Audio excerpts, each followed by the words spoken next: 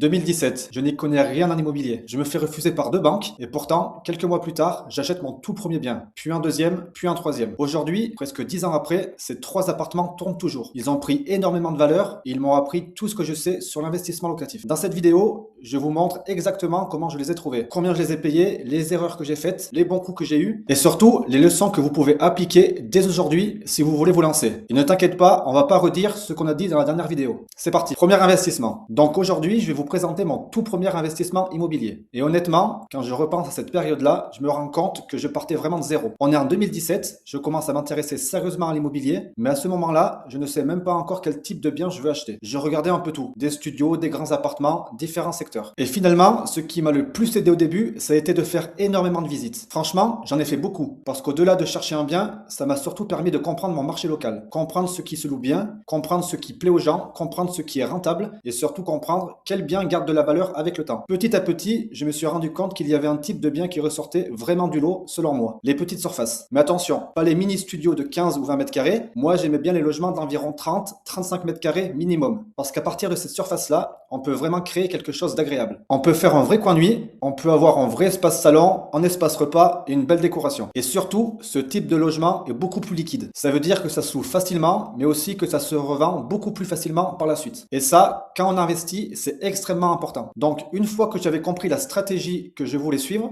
je suis allé voir ma banque principale pour essayer de financer mon premier projet immobilier. Et là, première claque, refus bancaire. À l'époque, je n'étais pas du tout préparé comme aujourd'hui. Je n'avais pas de dossier ultra détaillé, je n'avais pas préparé de vraies études de rentabilité, je n'avais pas encore l'expérience que j'ai aujourd'hui. Et forcément, la banque a trouvé le projet trop risqué. Dans la foulée, je vais voir une deuxième banque et un deuxième refus. Honnêtement, beaucoup de personnes auraient abandonné à ce moment-là. Mais moi, je me suis dit un truc très simple. Ce n'est pas parce qu'une banque refuse un projet que le projet est mauvais. Parfois, il faut simplement trouver le bon interlocuteur. Du coup, à cette époque-là, j'ai décidé de contacter un courtier immobilier.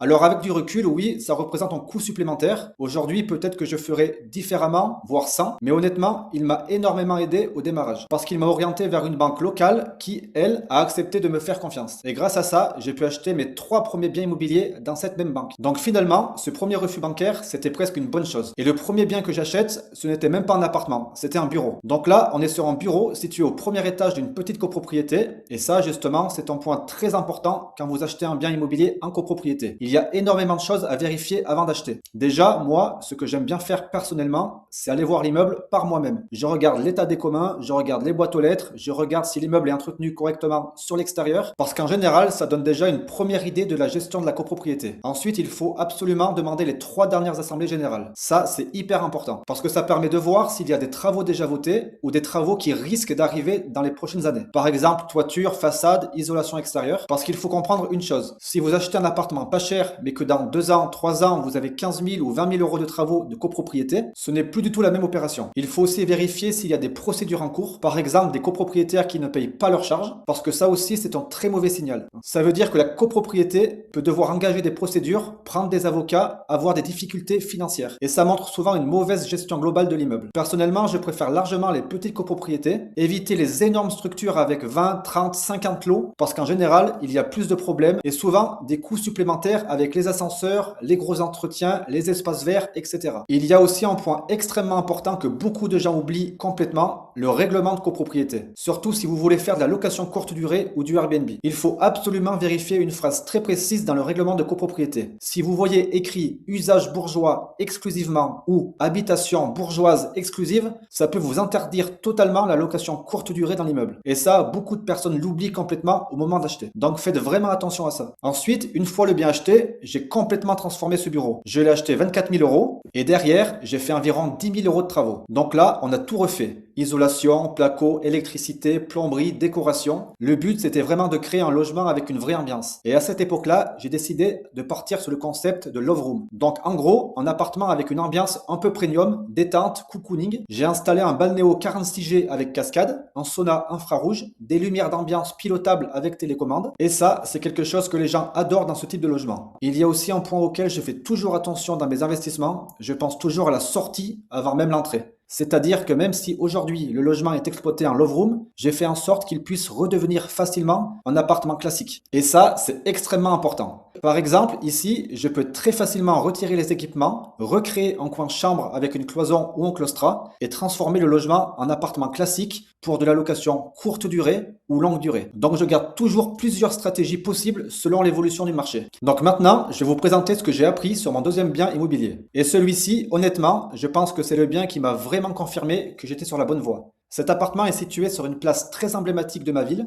Et ça, avec le temps, j'ai compris quelque chose d'extrêmement important en immobilier. Un bon emplacement reste l'un des critères les plus puissants. Parce qu'en bien placé, ça se loue facilement, ça garde de la valeur, ça prend de la valeur et surtout, ça se revend beaucoup plus facilement avec le temps. Donc sur ce deuxième projet, je suis resté exactement sur la même stratégie que j'avais commencé avec mon premier logement. Petite copropriété, immeuble propre, bien entretenu, faible charge, bonne gestion. Et ça, c'est quelque chose auquel je fais toujours énormément attention encore aujourd'hui. Là, on est sur une copropriété de seulement 4 lots. Donc forcément, c'est beaucoup plus simple à gérer qu'un énorme immeuble avec 40 ou 50 appartements. Et justement, il faut comprendre qu'il existe plusieurs façons de gérer une copropriété. Par exemple, certaines copropriétés sont gérées par un syndic bénévole. Donc en gros, c'est directement un des propriétaires de l'immeuble qui s'occupe de la gestion. Et ça peut être très intéressant parce que ça réduit énormément les charges de copropriété. Pourquoi? Parce qu'il n'y a pas de syndic professionnel à payer tous les mois. Après, l'autre possibilité, c'est un syndic professionnel. Donc là, le syndic s'occupe des appels de fonds, des travaux, de la gestion administrative de l'immeuble, des entreprises, etc.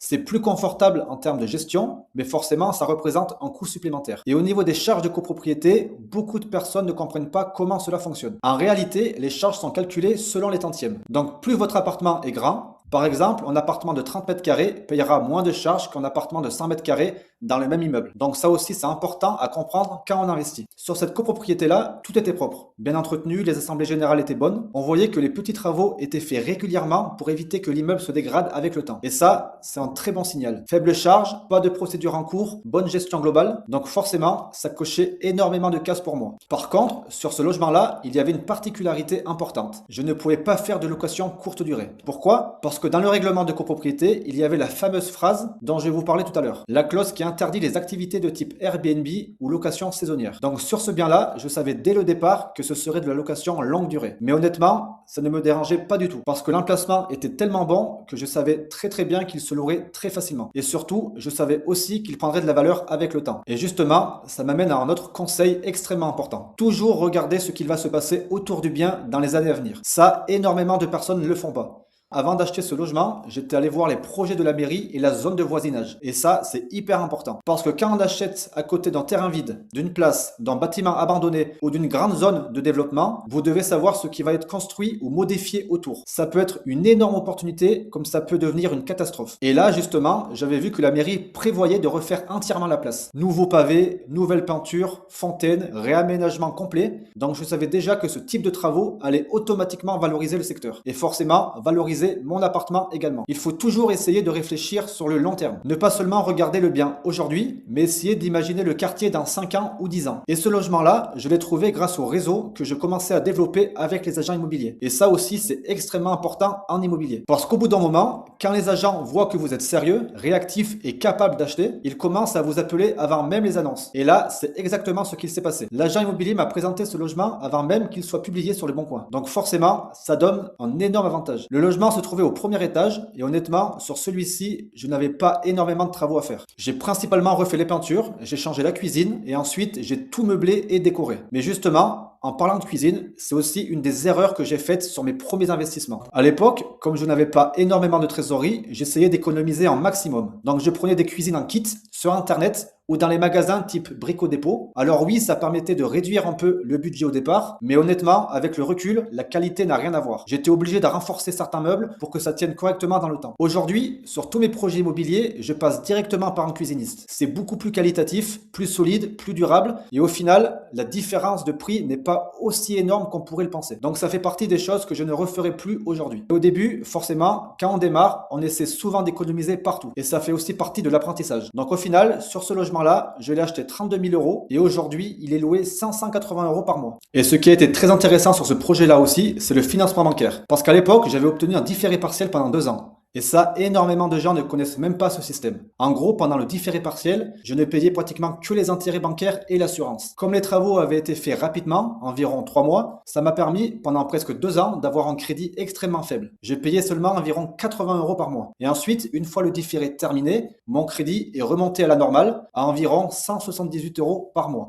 Donc forcément, avec un loyer à 580 €, ça laisse quand même un très beau cash flow. Et au-delà du cash flow, il y a aussi une vraie création de valeur. Grâce aux travaux, grâce à l'ameublement, grâce à l'évolution du quartier et grâce à la rénovation complète de la place. Donc finalement, ce logement m'a permis de comprendre quelque chose d'essentiel. Qu'un bon investissement, ce n'est pas seulement acheter un appartement, c'est aussi savoir anticiper l'évolution d'un secteur sur plusieurs années. Donc là maintenant, je vais vous présenter mon troisième bien immobilier. Et celui-là, honnêtement, c'est le bien qui m'a vraiment appris l'importance de la réactivité en immobilier. Parce qu'au début, quand on démarre, on pense souvent que toutes les bonnes affaires passent uniquement par les agents immobiliers ou le réseau. Mais il y a aussi encore de très bonnes opportunités sur le bon coin. Le problème, c'est qu'elles partent extrêmement vite. Et ça, il faut vraiment le comprendre quand vous cherchez des biens immobiliers. Une très bonne affaire aujourd'hui, surtout sur des petites surfaces bien placées, ça peut partir dans la journée, parfois même en quelques heures. Donc ce qui est extrêmement important, surtout au début, c'est d'être ultra réactif. Moi, par exemple, à l'époque, j'avais mis des alertes directement sur mon téléphone. Je définissais un budget minimum, un budget maximum, les secteurs qui m'intéressaient et le type de logement recherché. Et dès qu'une nouvelle annonce sortait, je recevais immédiatement une notification sur mon téléphone. Et honnêtement, il ne faut pas hésiter à regarder le bon coin plusieurs fois par jour. 4 fois, 5 fois, 10 fois parfois. Parce que souvent, les bonnes affaires, ce sont les premiers qui appellent, qui les récupèrent. Et justement, cet appartement-là, dès que j'ai vu l'annonce, j'ai appelé immédiatement. Et ça aussi, c'est quelque chose qui peut faire peur au début. Allez visiter très vite et prendre une décision rapidement. Mais quand vous commencez à connaître votre marché, quand vous connaissez les prix au mètre carré, quand vous connaissez votre secteur, quand vous avez déjà visité énormément de biens, vous développez un instinct d'investisseur. Et vous savez très bien reconnaître un bon coup. Donc là, je savais déjà que le prix était intéressant, je savais que ce type de bien était très recherché et je savais aussi qu'il y avait énormément d'appels dessus. Donc je suis allé le visiter le plus rapidement possible. Et il y a quelque chose d'important que beaucoup de personnes n'osent pas faire une offre rapidement. Parce qu'il faut bien comprendre une chose, faire une offre, ce n'est pas signer un compromis. Vous n'êtes pas encore bloqué. Évidemment, il faut respecter les vendeurs et ne pas faire des offres dans tous les sens sans aller au bout. Parce qu'à force, surtout avec les agents immobiliers, vous pouvez vite vous faire griller. Mais quand vous avez étudié le marché, que vous connaissez le secteur, que vous avez analysé la copropriété et que vous sentez que le bien est vraiment intéressant, parfois il faut savoir se positionner très rapidement. Et c'est exactement ce que j'ai fait sur cet appartement. Avant même la visite, j'avais déjà demandé les 3 dernières assemblées générales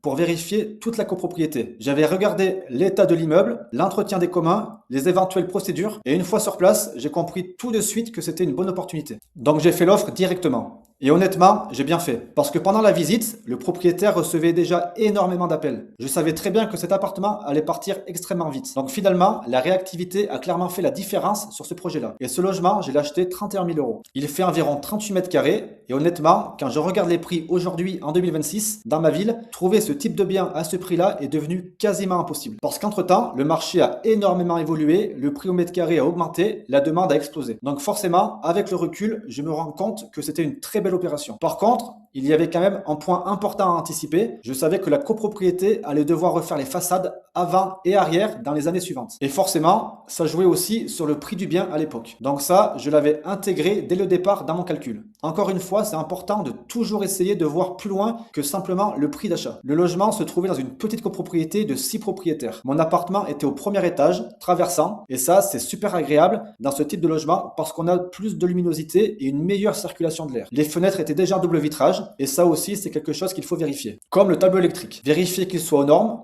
avec un différentiel, mise à la terre, protection correcte, parce que tous ces petits détails peuvent vite représenter des milliers d'euros de travaux supplémentaires si ce n'est pas bon. Donc sur cet appartement-là, j'ai principalement refait les peintures, les sols, la cuisine et toute la décoration. Et là, encore à l'époque, j'étais resté sur le même type de cuisine en kit que sur mes premiers biens. Donc avec le recul, pareil, ce n'est pas ce que je referai aujourd'hui. Maintenant, je privilégie largement les cuisines faites par un cuisiniste. Mais au début, quand on démarre avec peu de trésorerie, forcément, on essaye d'optimiser les coûts au maximum. Et sur ce logement-là, j'ai aussi créé une petite ouverture avec une verrière style industriel entre la cuisine et la pièce de vie. Et honnêtement, ça a complètement changé l'ambiance du logement. Ça apporte beaucoup plus de lumière, une impression d'espace et un côté beaucoup plus moderne. Ensuite, j'ai entièrement meublé et décoré l'appartement. Et sur cette copropriété-là, on était au départ sur un syndic bénévole. Donc les charges étaient extrêmement faibles. À l'époque, on était autour de 200 euros par an. Aujourd'hui, en 2026, la copropriété est passée en syndic professionnel. Donc maintenant, on est plutôt autour des 500-600 euros annuels. Mais honnêtement, aujourd'hui, l'immeuble est beaucoup plus propre et mieux entretenu. Les façades ont été refaites, les portes d'entrée également. Donc forcément, tout ça valorise aussi le bâtiment et les appartements à l'intérieur. Et encore une fois, il n'y avait aucune procédure en cours sur cette copropriété. Autre point intéressant, sur ce logement-là, la location courte durée était autorisée dans le règlement de copropriété. Donc ça me laisse aujourd'hui plusieurs possibilités d'exploitation. Pour le moment, en 2026, il est loué en location classique, meublé, environ 550 euros par mois. Mais courant 2026, je pense probablement le basculer en location courte durée. Et ce qui est aussi très intéressant sur cet appartement, c'est son emplacement. On n'était pas en hypercentre, mais sur une artère très passante aux abords de la ville. Et surtout, à l'arrière du bâtiment, côté calme, j'avais un petit balcon privatif donnant sur une cour intérieure. Donc pour ce type de logement, c'était vraiment un gros plus. Et comme pour mes autres investissements, j'avais aussi étudié la zone de voisinage. À côté du bâtiment, il y avait une ancienne station-service abandonnée. Donc forcément, je me demandais ce qui allait être construit à cet endroit-là dans les années futures. J'avais fait mes recherches auprès de la mairie, mais à ce moment-là, rien n'était encore signé et rien n'était définitif. Et finalement, ce qui s'est passé a été très positif. Un promoteur a racheté le terrain et a construit un très bel immeuble tout neuf. Toute l'avenue a commencé à être rénovée, les façades ont été refaites, le quartier a commencé à monter en gamme. Et forcément, ça a encore participé à la valorisation de mon appartement avec le temps. Donc finalement, ce troisième bien m'a surtout appris trois choses essentielles. La réactivité, la connaissance du marché et l'importance d'anticiper l'évolution d'un quartier sur plusieurs années. Et financièrement, ce projet a également été très intéressant. Comme sur les autres logements, j'avais négocié un différé partiel pendant 2 ans. Donc pendant cette période, je remboursais seulement environ 80 euros par mois. Les travaux ont été faits assez rapidement, environ 4 à 5 mois. Donc pendant plus d'1 an et demi, j'ai eu un très petit crédit, ce qui m'a permis de refaire énormément de trésorerie rapidement. Et ensuite, une fois le différé terminé, mon crédit est remonté à environ 180 euros par mois. Donc avec un loyer à 550 euros, ça laisse encore une fois un très beau cash flow. En plus de la capitalisation du crédit et en plus de la valorisation du bien avec les années. Voilà, vous avez maintenant l'histoire complète de mes 3 premiers investissements immobiliers. Et si je devais retenir 3 choses essentielles sur cette période, ce serait celle-ci. Premièrement, ne jamais abandonner après un refus bancaire. Parfois, il suffit simplement de trouver le bon interlocuteur. Deuxièmement, faire un maximum de visites au début. C'est ce qui vous permettra de connaître votre marché et de reconnaître une vraie bonne affaire quand elle se présente. Et troisièmement, toujours penser long terme. L'emplacement, l'évolution du quartier, la sortie possible du bien, c'est ce qui fait la différence entre un investissement correct et un excellent investissement. D'ailleurs, j'ai compilé tous les points clés de cette vidéo dans un fichier PDF gratuit. Tous les pièges à éviter, les vérifications à faire avant d'acheter, les bons réflexes à avoir, tout est dedans pour que vous puissiez le garder sous la main lors de votre prochain investissement. Vous mettez en description, vous vous inscrivez à la newsletter et vous le recevez directement par mail. Si cette vidéo vous a plu, lâchez un like, abonnez-vous pour la suite et dites-moi en commentaire quel est votre plus gros frein aujourd'hui pour vous lancer dans l'immobilier. On se retrouve dans la prochaine vidéo.